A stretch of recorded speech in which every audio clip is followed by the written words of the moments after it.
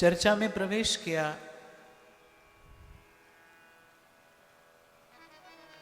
श्री रामचरितमानस की एक उक्ति से, एक सूत्र से, बिनु सतसंग ना हरि कथा, तेहि बिन मोह न भाई,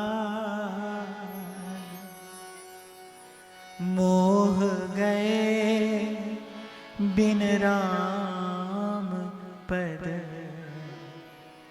होहि न दृढ़ अनुराग।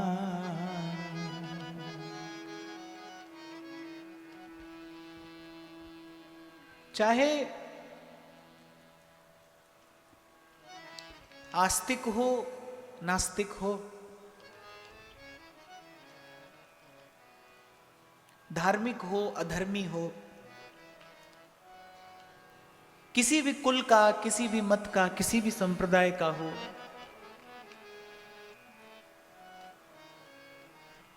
पर जीव सुख ही चाहता है।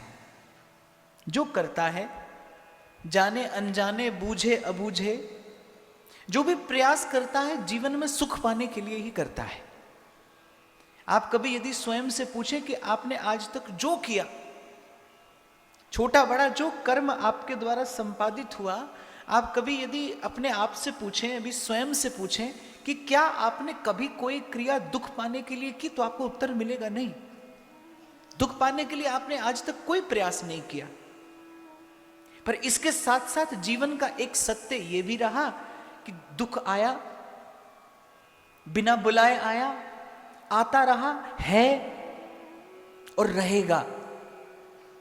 जब तक ये सुख पाने का प्रयास गलत दिशा में किया जाता रहेगा, तब तक जीवन में दुख रहेगा। कल व्यासपीठ ने एक बात निवेदन की थी, संत जो जीवन में आके आपकी भूल सुधार दे, जिसके संग से भूल सुधर जाए। ये जीवन में जितना दुख है, ये जीवन में जितना कष्ट है, मैं अपनी बात दोहराऊं, प्रयास किया आपने सुख पाने के लिए, मिला दुख। इसका कारण एक ही हो सकता है कि आपसे प्रयास करने में कोई भूल हो गई होगी। और संत वही, सत्संग वही, सत्संग वही जो जीवन की भूल सुधार दे। और कभी कभी ऐसा होता है कि भूल करते करते भूल स्वभाव बन जाती है।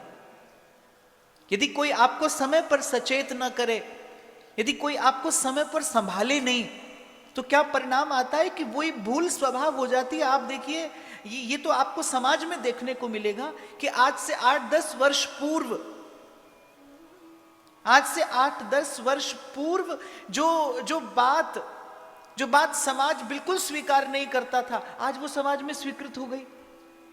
तो यदि कोई समय पर आपको न संभाले, समय पर आपको कोई सावधान न करे, तो क्या है, भूल स्वभाव हो जाती है। कभी कभी ऐसा होता है कि एक व्यक्ति गलत करता है और गलत करते करते वही गलत उसको एक दिन ठीक लगने लगता है।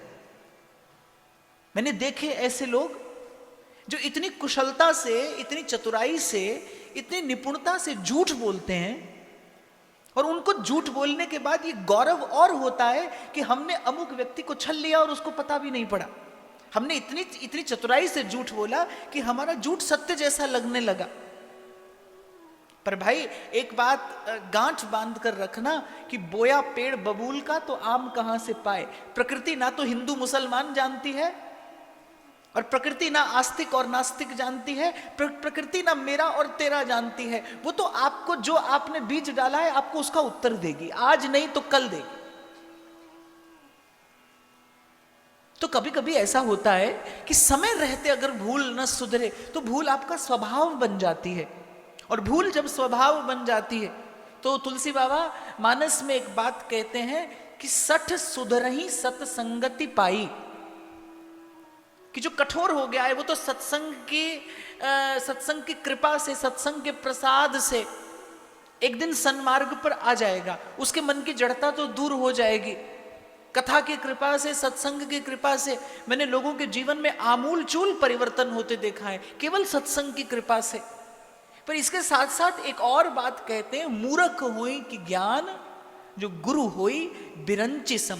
जब भूल स्वभाव हो जाए, जब आपको यह भी ना लगे कि आपसे भूल हो रही है, वो ध्यान से सुनना कि जब आप गलत करते हो और वो गलत आपको ठीक लगने लगे तो आप उसको सुधारने का प्रयास नहीं करेंगे, क्योंकि गलत को सुधारने का प्रयास तब होता है जब गलत की स्वीकृति होती है, जब जीवन में भूल स्वीकार की जाती है तभी उसको सुधारने का प्रयास किया जाता है।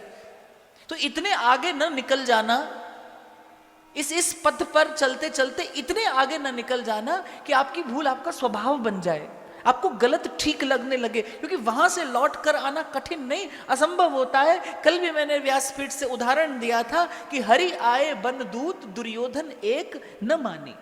आप देखिए कौन समझाने आया है, उसके जीवन में सत्संग ही तो नहीं था, वो भूल करते करते वहां तक पहुंच गया कि जहां से लौट कर आना असंभव हो गया। उसके जीवन में सत्संग ही तो नहीं था, नहीं तो कौन समझाने आया चल के। जिसका यश संत भक्त गाते हैं, मंगल भवन अमंगल हारी। मंगल भवन अमंगल हारी चलकर आए हैं उसके जीवन के अमंगलों का नाश करने के लिए। कभी उस घटना पर ध्यान देना, क्या मांगा पांडवों ने? केवल 5 गांव, कि यदि दुर्योधन 5 गांव दे दे तो वो इतना बड़ा विनाश न हो। सारी मानवता रक्त रंजित हो गई, युग परिवर्तन हुआ।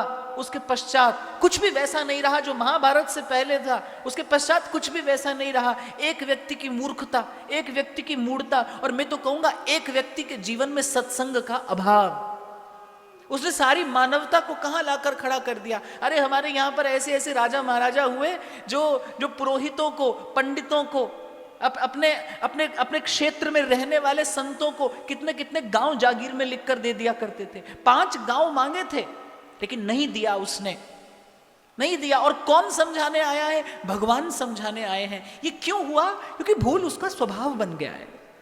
वो भूल को